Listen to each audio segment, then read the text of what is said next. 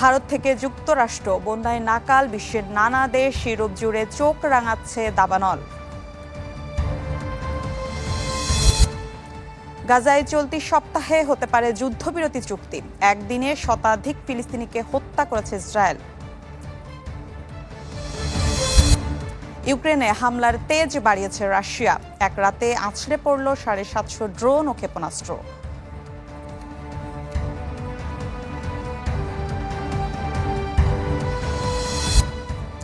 দর্শক, শিরোনাম শুনছিলেন, এবারে বিস্তারিত। বন্যার কবলে ভারতের ত্রিপুরা, তলিয়ে গেছে বেশ কয়েকটি এলাকা। এছাড়া উজানের পানিতে বন্যার শঙ্কায় দেশটির সীমান্তবর্তী অঞ্চল। এদিকে টেক্সাসের পর বন্যায় নাকাল যুক্তরাষ্ট্রের নিউ মেক্সিকো। অঙ্গরাজ্যটিতে পানির তোড়ে ভেসে গেছে বেশ কিছু স্থাপনা, প্রাণ গেছে 3 জনের, আটকে পড়েছেন বহু মানুষ। বন্যার কবলে ভারতের ত্রিপুরা, দুদিনের ভারী বৃষ্টিতে ডুবেছে ঘরবাড়ি, রাস্তাঘাট। নিরাপদ আশ্রয়ের খোঁজে তাই শতাধিক পরিবার। বন্ধ ঘোষণা করা হয়েছে শিক্ষা প্রতিষ্ঠান। বিপদসীমার উপর দিয়ে বইছে মুহুরী নদীর পানি, তলিয়ে গেছে বিলোনিয়া, শান্তির বাজারের বহু এলাকা। নিচু অঞ্চলের বাসিন্দাদের সতর্ক অবস্থানে থাকার নির্দেশ দিয়েছে জেলা প্রশাসন। আশ্রয়কেন্দ্রে সরিয়ে নেওয়া হচ্ছে বাসিন্দাদের। ক্ষতিগ্রস্তদের সহায়তায় সব রকম প্রস্তুতির নির্দেশ মুখ্যমন্ত্রী মানিক সাহার। বন্যার কবলে যুক্তরাষ্ট্রের নিউ মেক্সিকো রাজ্যের বেশ কিছু এলাকায় জারি করা হয়েছে জরুরি অবস্থা। হঠাৎ নদীর পানি বেড়ে চারপাশের সব ভাসিয়ে নিয়ে গেছে। পানির স্রোতে আমার ভাগ্নে, তার স্ত্রী এবং তাদের 2 বছরের ছেলে ভেসে গেছে। এখনো তাদের সন্ধান মেলেনি। টেক্সাসে বন্যায় 100 ছাড়িয়েছে মৃত্যু। নিখোঁজ 1.5 শতাধিক মানুষ, যাদের সন্ধানে চলছে উদ্ধার কাজ। নেপাল চীন সীমান্তে ভয়াবহ বন্যায় প্রাণ গেছে বেশ কয়েকজনের। মঙ্গলবার পাহাড়ি ঢলে ধসে পড়ে মৈত্রী সংযোগ সেতু, তাতে ব্যাহত হচ্ছে চলাচল। নিখোঁজ আছেন অন্তত 30 জন। ওয়ালিউল্লাহ ফারুক, চ্যানেল 24। এদিকে তীব্র গরমের পর এবার দাবানলের আগুনে পড়ছে ফ্রান্স ও স্পেনের কিছু অঞ্চল, যাতে ফ্রান্সের দ্বিতীয় বৃহত্তম শহর মার্সেইলে আহত অবস্থায় চিকিৎসাধীন অন্তত 161 জন, যাদের মধ্যে 9 জন দমকলকর্মী ও 22 পুলিশ সদস্য আছেন বলে জানায় স্থানীয় গণমাধ্যম। এর মধ্যে ঝুঁকিপূর্ণ এলাকা থেকে 400 বাসিন্দাকে সরিয়ে নেওয়া হয়েছে। আগুন নিয়ন্ত্রণে কাজ করছেন 800 দমকলকর্মী, তবে তীব্র বাতাসের কারণে বেগ পেতে হচ্ছে তাদের। এদিকে স্পেনের কাতালোনিয়ায় দাবানলের কারণে বাসিন্দাদের ঘরের বাইরে বের না হতে নির্দেশ দিয়েছে স্থানীয় প্রশাসন। অঞ্চলটিতে কয়েকদিনেই পুড়ে গেছে 6000 একর জমি। আগুন নিয়ন্ত্রণে কাজ করছে দমকল বাহিনীর 89টি ইউনিট। গাজায় আরো আগ্রাসী ইসরায়েল, একদিনে আরো 105 ফিলিস্তিনিকে হত্যা করেছে জায়নবাদী সেনারা। দিনভর লাগাতার বিমান ও বোমা হামলায় আহত হয়েছেন প্রায় 550 জন। গাজার সরকারি তথ্য মতে আজও ত্রাণ দেওয়ার নামে ডেকে ফিলিস্তিনিকে হত্যা করেছে আইডিএফ। এ নিয়ে ইসরায়েল মার্কিন ত্রাণ কার্যক্রমে প্রাণহানি বেড়ে 770 জনে দাঁড়ালো। এদিকে যুদ্ধবিরতি ইস্যুতে আছে কিছুটা অগ্রগতি। যুক্তরাষ্ট্রের বিশেষ দূত স্টিভ উইটকফ জানান, চলতি সপ্তাহে চুক্তিতে সম্মত হতে পারে 2 পক্ষ, যা বাস্তবায়ন হলে 10 ইসরায়েলি বন্দী মুক্তি ও 9 জনের মরদেহ ফিরিয়ে দেবে হামাস। বিনিময়ে উপত্যকাটিতে 60 দিন হামলা বন্ধ রাখবে আইডিএফ। এ বিষয়ে আলোচনা করতে 24 ঘন্টার মধ্যে দ্বিতীয়বার হোয়াইট হাউসে যান ইসরায়েলের প্রধানমন্ত্রী। তবে নির্দিষ্ট কোনো ঘোষণা ছাড়াই শেষ হয় ট্রাম্প নেতানিয়াহু বৈঠক।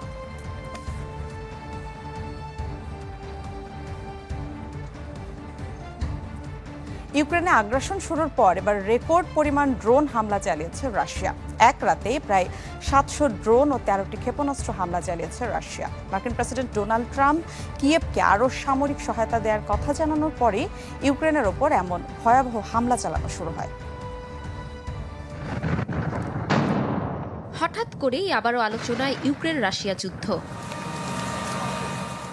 রাতের আধারে ইউক্রেনে রেকর্ড 728টি ড্রোন এবং 13টি ক্ষেপণাস্ত্র ছুড়েছে রুশ বাহিনী। ইউক্রেনের বিভিন্ন শহর ও সামরিক অবকাঠামোতে চালানো হয় এই হামলা। এক রাতে এত বিপুল সংখ্যক ড্রোন হামলার ঘটনা এবারই প্রথম। তবে কি পরিমাণ ক্ষয়ক্ষতি হয়েছে তা জানা যায়নি। এর আগে গেল 4 জুলাই বিদ্যুৎ কেন্দ্র, সামরিক স্থাপনা ও বেসামরিক এলাকাগুলোতে 539টি ড্রোন হামলা চালায় রাশিয়া। রাতারাতি এই রেকর্ড পরিমাণ ড্রোন এবং ক্ষেপণাস্ত্র হামলা হয়েছে। স্থানীয় কর্তৃপক্ষ জানিয়েছে 2 ডজনের বেশি মানুষ আহত হয়েছে। একাধিক আবাসিক ভবন এবং হাসপাতালে আগুন লেগেছে। বেসামরিক নাগরিকরাই যুদ্ধের ভয়াবহ পরিণতির মুখোমুখি হচ্ছে।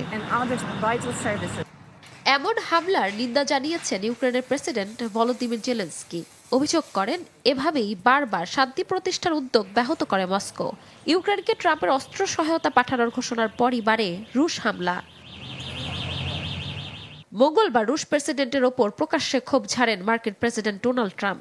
গত সপ্তাহে পুতিনের সাথে ফোনালাপের পর হতাশা প্রকাশ করেন তিনি। মন্তব্য করেন, যুদ্ধ না থামিয়ে মানুষ হত্যা করে যাচ্ছেন পুতিন। ইফশিতা জামান, চ্যানেল 24। প্রায় 40 বছর পর ইরানে অস্ত্র সরবরাহ শুরু করেছে চীন। সম্প্রতি তেহরানের সারফেস টু এয়ার ক্ষেপণাস্ত্র ব্যাটারি পাঠিয়েছে বেইজিং। যুক্তরাষ্ট্র ভিত্তিক সংবাদ মাধ্যম মিডল ইস্ট আই দিচ্ছে এমন তথ্য। গত জুনে ইসরায়েলের সাথে 12 দিনের সংঘাতের পর নিজেদের আকাশ প্রতিরক্ষা ব্যবস্থা শক্তিশালী করার দিকে নজর দিচ্ছে ইরান। এর অংশ হিসেবে চীন থেকে সারফেস টু এয়ার ক্ষেপণাস্ত্র ব্যাটারি আমদানি করছে দেশটি। এর আগে ইরান ইরাক যুদ্ধের সময় তেহরানকে HY-2 সিল্কওয়ার্ম ক্রুজ ক্ষেপণাস্ত্র সরবরাহ করেছিল বেইজিং।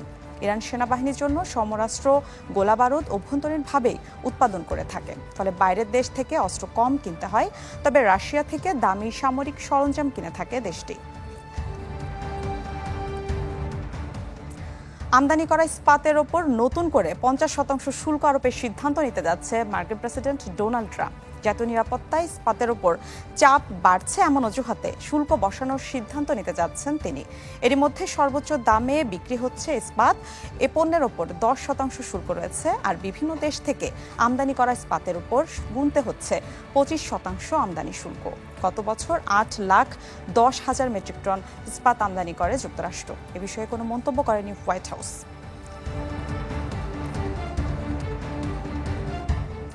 অর্থনৈতিক অস্থিরতা, মূল্যস্ফীতি এবং বিশাল ঋণের বোঝা মাথায় নিয়েও মার্কিন যুক্তরাষ্ট্রে বেশ আয়োজনে পালন হয়েছে স্বাধীনতা দিবসের খাবার আয়োজন। দাম কমেছে বেশ কিছু পণ্যের, ফলে স্বস্তিতে মার্কিনিরা। 4 জুলাই সাড়ম্বরে যুক্তরাষ্ট্রে স্বাধীনতা দিবস পালিত হয়। আমোদপ্রিয় মার্কিনিরা পরিবারের সাথে রাতের খাবার টেবিলে একসাথে দিনটি পালন করে। তবে অর্থনৈতিক অস্থিরতা, মূল্যস্ফীতি আর বিশাল ঋণের বোঝা মাথায় নিয়ে গত বছরের তুলনায় 30 সেন্ট কমেছে খাবারের খরচ। American farm bureau federation AFBF এর জরিপে উঠে এসেছে এই তথ্য।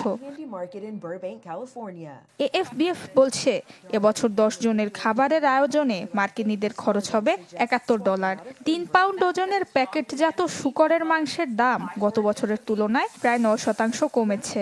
আলুর চাহিদা কমায় চিপসের দাম বছর ব্যবধানে কমেছে 2% বেশি। গমের দাম কমায় দাম কমেছে হ্যামবার্গার বানের। গবাদি পশুর সংখ্যা কমায় 2 পাউন্ড প্যাকেটজাত গরুর মাংসের দাম বেড়েছে 4.5%। ইস্পাত ও অ্যালুমিনিয়ামের শুল্ক আরোপে বেড়েছে টিনজাত খাবার এবং বিনের দাম। ডিমের দাম রেকর্ড সর্বোচ্চ থেকে কিছুটা কমলেও এখনো তুলনামূলক বেশি রয়েছে। 2024 সালে স্বাধীনতা দিবসের খাবারের সর্বোচ্চ খরচ হয়েছিল। এবছর খাদ্যপণ্যের দাম বৃদ্ধি পেলেও কৃষকরা খুব একটা লাভবান হবে না এতে। নুসরাত মৌমি, চ্যানেল 24। শুল্ক নিয়ে আবারও দ্বিপাক্ষিক আলোচনায় বসতে যাচ্ছে ঢাকা ও ওয়াশিংটন। বাংলাদেশকে 9 থেকে 11 জুলাই দ্বিতীয় দফা আলোচনার আমন্ত্রণ জানিয়েছে office of the United state trade representative USTR। প্রধান উপদেষ্টার প্রেস উইং থেকে এ তথ্য জানানো হয়। বলা হয়, বাণিজ্য উপদেষ্টা শেখ বশিরউদ্দিন ও জাতীয় নিরাপত্তা উপদেষ্টা ডক্টর খলিলুর রহমান বাংলাদেশ থেকে অনলাইনে এ বৈঠকে যোগ দেবেন। বাণিজ্য সচিব এবং মন্ত্রণালয়ের একজন অতিরিক্ত সচিব ওয়াশিংটনে বৈঠকে সরাসরি উপস্থিত থাকবেন। ঢাকার আসা 27 জুনের প্রথম বৈঠকের পর দ্বিতীয় এই বৈঠক ফলপ্রসূ হবে। জুলাই গণ অভ্যুত্থানে আন্দোলনকারীদের উপর মারণাস্ত্র ব্যবহার ও সরাসরি গুলি করার নির্দেশ দেন শেখ হাসিনা। এক ঊর্ধ্বতন সরকারি কর্মকর্তার সাথে তার ফোন কলের সত্যতা পেয়েছে বিবিসি। গত বছর 18 জুলাইয়ের সেই ফোন আলাপ ফাঁস হয় চলতি বছরের মার্চে। 2024-এর জুলাই অভ্যুত্থান, সরকারের কঠোর অবস্থানে কোটা সংস্কারের আন্দোলন একসময় রূপ নেয় সরকার পতনের আন্দোলনে। কঠোর দমনপীড়নের মুখে এক পর্যায়ে যা পরিণত হয় গণ অভ্যুত্থানে। যাতে রাতারাতি পাল্টে যায় চিত্রপট। দেশ ছেড়ে ভারতে পালাতে বাধ্য হন তৎকালীন প্রধানমন্ত্রী শেখ হাসিনা। আন্দোলনকারীদের ওপর মারণাস্ত্র ব্যবহার ও নির্বিচারে গুলি চালাতে নিরাপত্তা বাহিনীকে নির্দেশ দিচ্ছেন শেখ হাসিনা। মার্চে ফাঁস হওয়া এই অডিও কলের সত্যতা নিশ্চিত করেছে বিবিসি আই। ফোন কলে এক ঊর্ধ্বতন সরকারি কর্মকর্তার সাথে কথা বলার সময় বিক্ষোভকারীদের বিরুদ্ধে প্রাণঘাতী অস্ত্র ব্যবহারের অনুমোদন দেন তিনি। বলেন, যেখানেই পাবে তাদের গুলি করবে। সবগুলিকে আরেস্ট করতে বলছি রাখতে, সবাইকে বলা হচ্ছে যে যেখান থেকে টিকা পারবো দেখে ফেলবে। নাবার নির্দেশনা দেওয়া আছে, ওপেন নির্দেশনা দিয়ে দিচ্ছে। এখন লেটার লিখবেন, ব্যবহার করবে, যেখানে পাবে সেটা গুলি করবে। 18 জুলাইয়ের সেই ফোন কলের সময় গণভবনে অবস্থান করছিলেন শেখ হাসিনা। সে সময় বিক্ষোভকারীদের ওপর পুলিশের গুলি চালানোর ভিডিও ভাইরাল হয় সোশ্যাল মিডিয়ায়, যাতে জনমনে সরকারের বিরুদ্ধে বাড়তে থাকে ক্ষোভ। ফোন কলের কয়েকদিনের মধ্যেই মিলিটারি গ্রেডের রাইফেল ব্যবহার করা হয় ঢাকার বিভিন্ন স্থানে। বিবিসি বলছে, ফাঁস হওয়া অডিওটি বাংলাদেশের ন্যাশনাল টেলিকমিউনিকেশনস মনিটরিং সেন্টারের রেকর্ড করা একাধিক কলের মধ্যে একটি। আর এতে থাকা কণ্ঠস্বর যে শেখ হাসিনার, তা ভয়েস ম্যাচ করে নিশ্চিত করেছে বাংলাদেশ পুলিশের ক্রিমিনাল ইনভেস্টিগেশন ডিপার্টমেন্ট সিআইডি। এটি কৃত্রিম বুদ্ধিমত্তা দিয়ে তৈরির প্রমাণ পায়নি ইয়ারশট অডিও ফরেনসিক বিশেষজ্ঞরাও। বিবিসি বলছে, মার্চে ফাঁস হওয়া অডিওটি হাসিনার বিরুদ্ধে মানবতা বিরোধী অপরাধে চলমান বিশেষ ট্রাইব্যুনালে বিচার কার্যে গুরুত্বপূর্ণ প্রমাণ হিসেবে ব্যবহার করার পরিকল্পনা করছেন বাংলাদেশের প্রসিকিউটররা। রাখি জেসমিন, চ্যানেল 24। সংসারের সুদিন আনতে সহায় সম্বল বেচে লিবিয়ায় পাড়ি জমিয়েছিলেন কুষ্টিয়া ও ঝিনাইদহের 2 তরুণ। সেখানে মানব পাচারকারীদের কাছে বিক্রি করে দেয়া হয় তাদের। দেশি বিদেশি সংস্থার তৎপরতায় অবশেষে মৃত্যুর দুয়ার থেকে বেঁচে ফিরেছেন তারা। সম্রাট হোসেনের রিপোর্ট।